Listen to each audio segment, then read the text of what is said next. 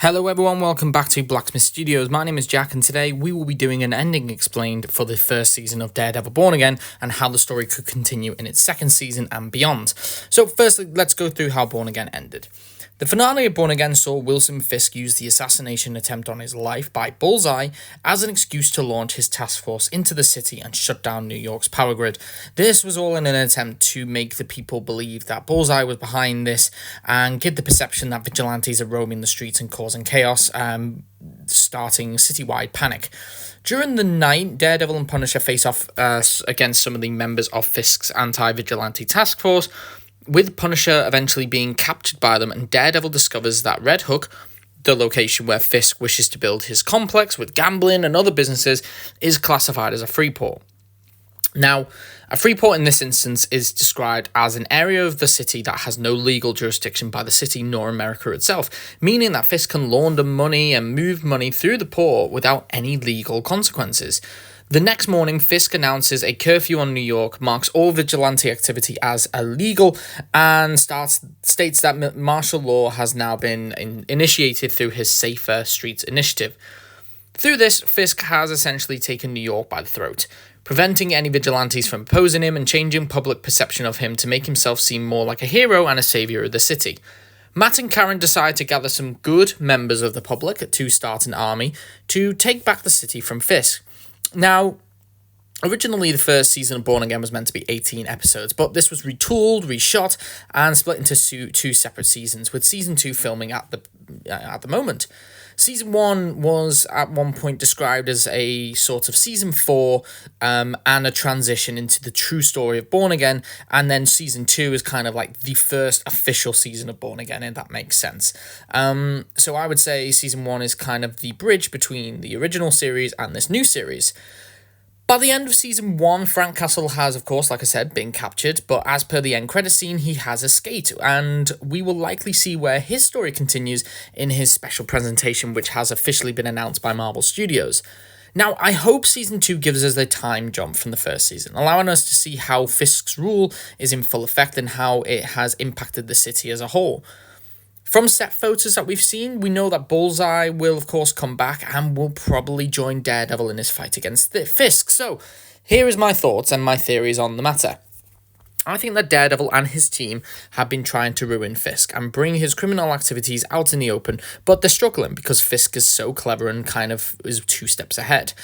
I imagine that during the second season, we will see Fisk's renovation of Red Hook in full swing while the heroes try to find a way to bring the information out into the public. During the season, I can see a few scenarios in which vigilantes will try and help the citizens of New York before being interrupted by the anti-vigilante task force. Hopefully, we can see the introduction of a few new vigilante heroes, including Angela Del Toro's White Tiger, and of course some other heroes as well. I think that would be really cool to expand the vigilantes of New York and the street level characters.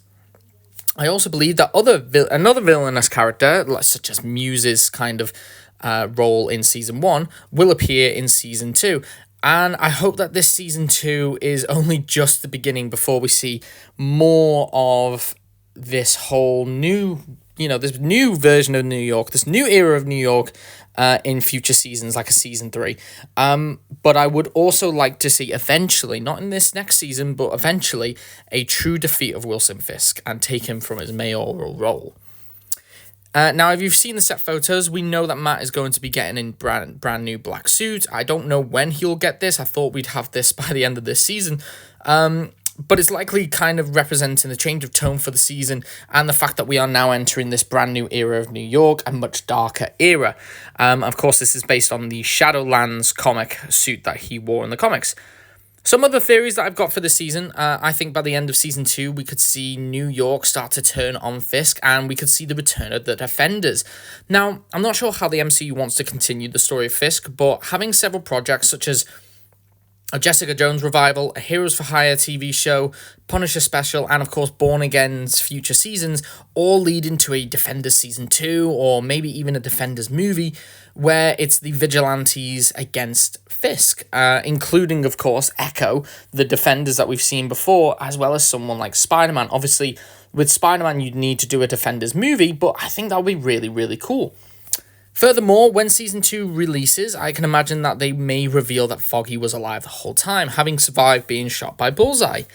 We could see a plot where the FBI could have taken Foggy after his recovery and put him in witness protection so that they could take down Fisk using the information he can provide. This huge background FBI operation against Fisk could even be led by Val, but I doubt this. And to be honest, I was hoping for more of a Thunderbolts connection in this series, but obviously with the retooling, we could actually see a Thunderbolts connection in the Thunderbolts movie, but we just don't know at this point.